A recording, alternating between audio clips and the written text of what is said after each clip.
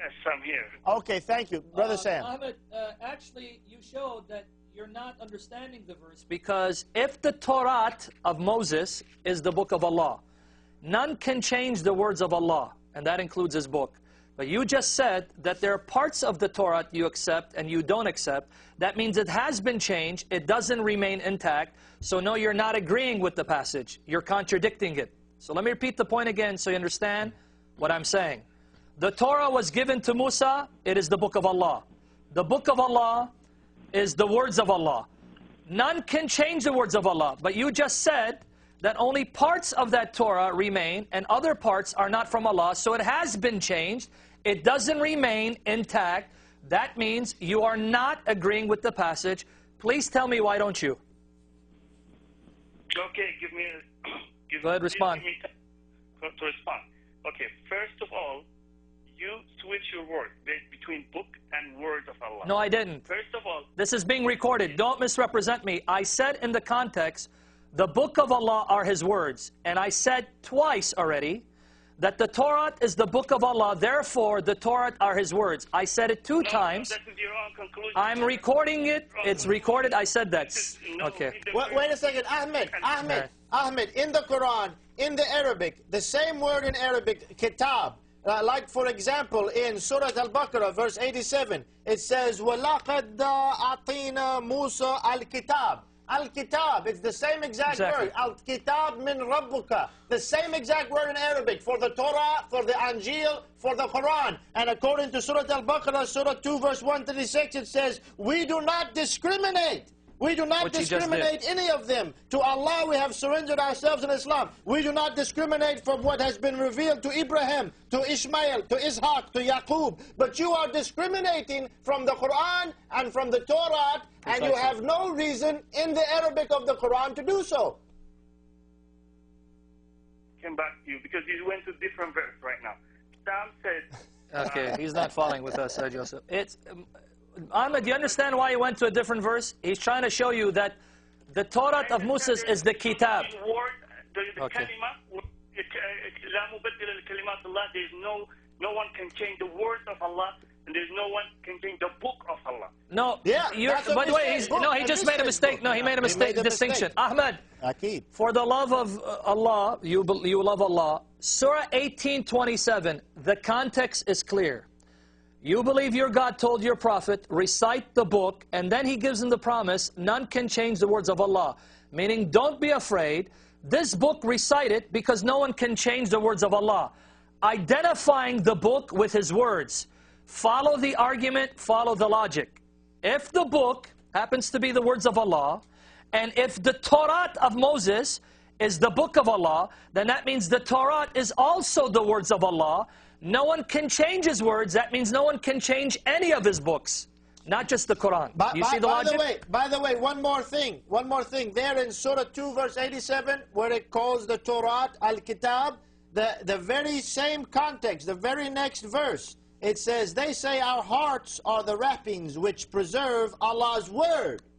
We need no more. So it's called the word, Preserve Allah's word. And that is here in the Arabic, it says, let's see. It says, this should be kalima.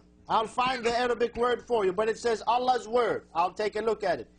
It's Allah's word, it's the kitab, the same for the Torah, the same for the Quran. Your argument is not good. Bring another one. Okay. No, it's good, and just let me complete my logic. Answer now that you understand the argument. Go ahead, answer it now that you understood the argument. Okay, I understood the argument. Here, read the book of Allah, recite the Quran to your people. That all right, still not following the argument. Okay. No one will change the word of Allah. It doesn't say the Quran. You're interposing the word Quran. It just says Al-Kitab. Even if it says the Quran, see, you're giving him a chance to escape. I really do not understand how he could miss this point. Yeah. Assuming he's talking about the Quran. I will grant that he's talking about the Quran here. Yeah, the point of the verse is no one can corrupt it because no one can corrupt the words of Allah. Exactly. Now, you as a Muslim don't believe that that's the only book you revealed. This verse says no one can corrupt the words of Allah. Did the Torah and the Injil contain the words of Allah? Yes, of course. absolutely. According to that verse, If it's the words of Allah, it can't be corrupted. Why? Because Allah is all-powerful. He would never allow mere human beings, petty human beings, to corrupt His word. And that's why, during the time of Muhammad, Muhammad was able to put his hand on a copy of the Torah, which he couldn't read if he wanted to. He was able to put his hand on a copy of the Torah and say, I believe in you and in the one who revealed you, because he really believed that this is the word of Allah. Now, if you believe that that book had been corrupted and changed and altered, then Muhammad put his hand on a corrupt, changed, altered book full of error and corruption and said that it's the word of Allah. How can you believe this? How can you not understand our basic point? You see, this is what you have to do as a Muslim. You can't go with the obvious meaning of Muhammad's words. You can't go with the obvious meaning of a verse of the Quran, because if you do, you would have to say the Bible can't possibly have been corrupted. But if you say the Bible can't have been corrupted, then you're saying that the deity of Christ, Jesus' sacrificial death, His resurrection from the dead have to be true. But you can't say that either. That's the point of this entire show. You're stuck. There's nowhere to go for you. The only thing you can do is either be totally inconsistent and reinterpret everything Muhammad said and be blind to the fact that the Quran affirms the Bible, or you can reject Muhammad. You have to do one or the other. Okay, quickly, Ahmed, I'll give you one more chance to state a point, then we have to go to the next caller. Go ahead. I dare all three of you to give you 30 minutes without interruption. 30 seconds. Why don't you debate us live? We'll take you. He said 30 seconds. He said 30 seconds. 30 minutes. No, 30 seconds. Go. Oh, 30 seconds. Oh, okay. 30 seconds. Go ahead. Interruption. Okay, no interruption. 30 seconds. Go ahead.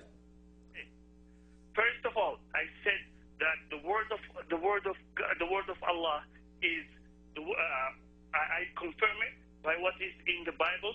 What is in the Torah? What is in the New Testament?